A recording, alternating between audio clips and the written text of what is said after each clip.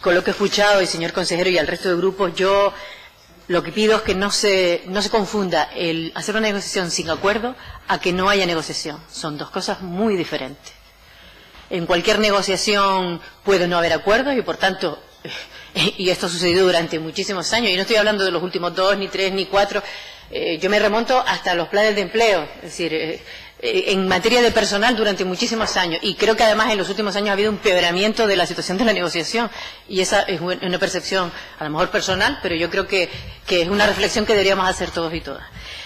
En cualquier mesa de negociación hay que negociar, y después pueden haber acuerdos o no pueden haber acuerdos, incluso hay acuerdos parciales. Y en cualquier caso eso no bloquea, porque como usted sabe, las actas se recogen, hay un secretario en todas las mesas de negociación, se recogen las actas, las posturas, se recogen los acuerdos, y bueno, lo que se quiere constar en acta, cada parte puede hacerlo constar en acta literalmente, y si no hay acuerdo, eso va a la Comisión de la Función Pública, que después incluso puede no haber acuerdo en la Comisión de la Función Pública, y eso va al Consejo de Gobierno para que las relaciones de puestos de trabajo se aprueben por decreto, no por órdenes, por decreto. Esta orden que hizo el Gobierno para mantener los actos de un decreto fue lo que fue recurrido en segundo lugar, pero lo primero que se recurrió fue el propio decreto, que es el que se aprueba por Gobierno para negociar las RPT. Luego, dando esto claro, que no se confunda una cosa con otra, volviéndome a la sentencia, y quiero decir, porque la negociación está recogida, esto no es que la jueza diga, legisle usted lo que es la negociación está recogida en el Estatuto Básico del Empleado Público, que es una ley orgánica, que por tanto tiene cumplimiento para todas las administraciones, que deja claro que la negociación en las condiciones de trabajo de los empleados públicos, y de cualquier, en este caso leve porque afecta a los empleados públicos, pero evidentemente en los convenios colectivos, en el Estatuto de los Trabajadores, la negociación de las condiciones de trabajo es una obligación de la patronal, o en este caso la administración, que es la patronal de los empleados públicos y de los trabajadores. Y en una negociación tiene que haber buena fe, tiene que haber igualdad de condiciones de una parte y de la otra, por tanto todos tienen que tener la misma información, cosa que no sucedió en esta negociación, porque está claro que no se precisían las memorias, los distintos informes tampoco llegaron todos, y lo dice claro también en la sentencia. El EBET es lo que dice que hay que negociar, y aquí además hay, como decía antes, hay mucha jurisprudencia a este tema. Y aquí dice, como se señala en el Tribunal Supremo en sentencia de 6 de noviembre de 2017, que hay otra sentencia anterior a esta, de otros temas, dice, la negociación contempla por el Estatuto Básico de Empleado Público, es un derecho de las organizaciones sindicales y no cuestión de invitación más o menos informal. Debe, por el contrario, realizarse observando las pautas que recuerda la sentencia, nombra 2, 21 de octubre de 2010, y en las que detiene también el 30 de noviembre de 2011. Es decir, estas fueron en casación. Hace falta que se haya ofrecido a los representantes de los funcionarios, de los trabajadores en general en este caso, a través de un debate realizado en condiciones de igualdad y realmente contradictorio, la posibilidad de participar en el proceso de formación de la decisión administrativa que está legalmente sujeta a la necesidad de dicha negociación, y no consiste en una mera audiencia. Lo que viene a determinar la jueza, una vez que estudia las pruebas, que son las actas, donde se recoge qué es lo que se ha dicho en esas reuniones, lo que viene a determinar que más que negociar, se recogieron los errores evidentes que apuntaban los sindicalistas. Esto es lo que dice la sentencia. Y yo vuelvo a incidir, es decir, nos podrá gustar más o menos. La verdad es que no da pena, porque en esta demanda no solamente estaban estos puntos que se han detenido en la parte procedimental, y al haber de anularlo no han entrado en más fondo. Había más de 300 puestos de trabajo con argumentos para que se dirimieran, y no se ha entrado en ese fondo, cosa que realmente nos apena, porque yo creo que eso es sano. Y yo quiero además aquí lanzar hacia las organizaciones sindicales, hacia los sindicatos que trabajan realmente en la mejora de la función pública, y de que estos instrumentos sirvan para adecuarlos a la realidad de lo que necesitan la ciudadanía, los servicios como transparencia y de calidad de los servicios públicos. Es que es muy difícil los recursos de las RPT. En este caso porque fue conjunta y por tanto se pudo analizar todo. Pero si no, hay que recurrir cada RPT individualmente, como usted dice, porque antes de esta, que es la primera vez que se hacía conjuntamente, de aquí anteriormente, ahí están, todas las RPT se han hecho siempre por parte de quien está, es la consejería, que además que tiene la competencia, porque esta competencia fue delegada. Realmente la competencia la tiene cada consejería. Con lo cual, al final, cuando uno recurre a una relación de puestos de trabajo, en lo que tarda en llegar la sentencia, que pueden ser 2 años y medio, 3 años en contencioso, y ustedes me corrigen a veces hasta más, depende de lo saturado que esté la sala a la que llega, en ese camino se puede sacar otra relación de puestos de trabajo.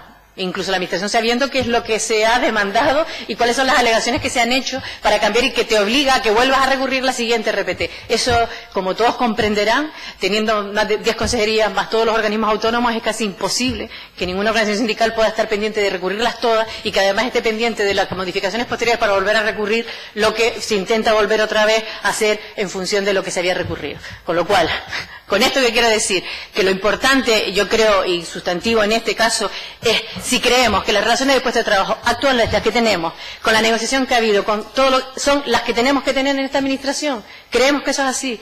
Nosotros sinceramente creemos que no.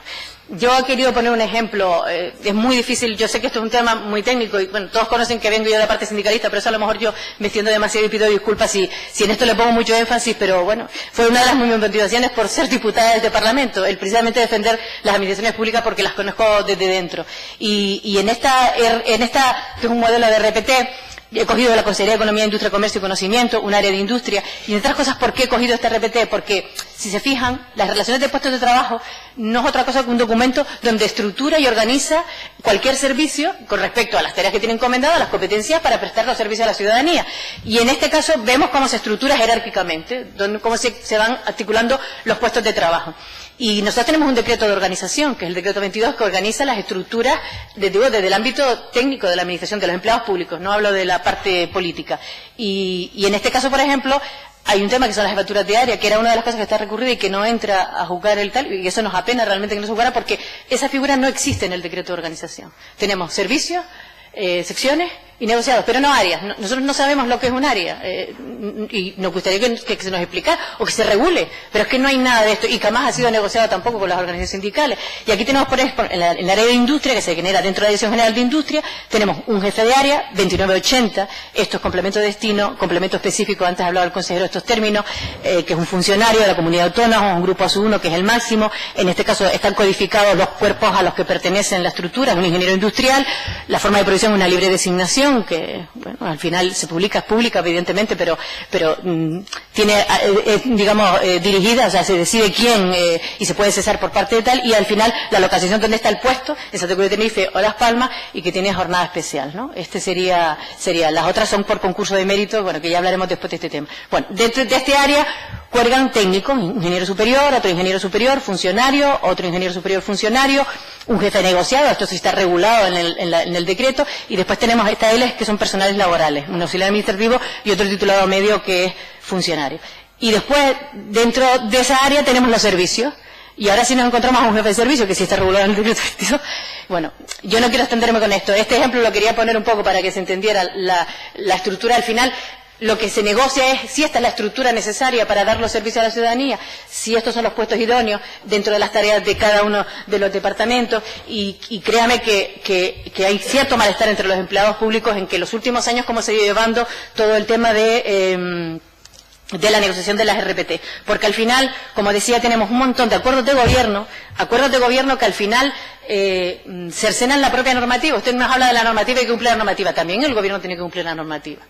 Y el primer acuerdo de gobierno que cercena los derechos, en este caso de los funcionarios, es el acuerdo del 2006, mucho antes, bueno, por lo menos un año antes de que entráramos en crisis oficialmente, o por lo menos se dictaminara que entrábamos en crisis. En el 2006 tenemos un anexo donde se estipulan cuáles son los máximos que tienen que tener los empleados públicos, en este caso los funcionarios, en las RPT. Y bueno, excepto los cuerpos superiores, que al final esta orden se va modificando año tras año, hasta el 2012 tenemos modificaciones. Curiosamente, la mayoría de las modificaciones para los cuerpos altos, para permitir el 2980, porque en estos acuerdos de gobierno se dice que hay un decreto, que es el decreto 48, que estima cuáles son los máximos de los complementos de destino y complementos específicos, que como usted decía, viene a determinar qué es lo que le corresponde cobrar a cualquier empleado público en función de las funciones que realiza. Ni más ni menos es eso. Entonces, eso va a depender de cuáles son las tareas de ese puesto. Yo no puedo generalizar un puesto si no sé cuáles son las tareas de ese puesto. Y eso es lo que ha hecho el gobierno con un acuerdo de gobierno. Ha dicho, todos los jefes de negociado tienen que cobrar 18.26, si son auxiliares administrativos. Y todos los jefes de servicio tienen que cobrar un 28.75, y son grupos A1, que sería el grupo máximo dentro de la administración. Nos parece que eso es justo, señor consejero, es lo que yo quiero plantear con este tema. Y al final yo sé que aquí podría decir muchas cosas, porque después en esas modificaciones, aparte de los ASU1, se han modificado inspectores, los de turismo, inspectores, unos cuerpos nuevos que se crearon dependientes de presidencia de gobierno para temas de telecomunicaciones, pero hay muchos más inspectores en la comunidad autónoma. ¿Por qué el resto de inspectores tiene que estar en un 24.50 y unos pocos en 26.60 excepcionalmente, y lo acuerda el gobierno sin tener en cuenta las organizaciones sindicales? Esto es lo que estamos planteando aquí. Si esto es así o no es así. Esto es negociación. Esto no es negociación. Y no está en esta sentencia, pero yo he aprovechado la sentencia para hablar de todo esto. Con lo cual, como me queda muy poco tiempo y no quiero extenderme, porque si no me van a echar la bronca, voy a ser propositiva en propuestas concretas. Señor consejero, creemos que estos acuerdos de gobierno tienen que derogarse todos. Se ha pedido múltiples ocasiones en las mesas de negociación por parte de las organizaciones sindicales y nos consta.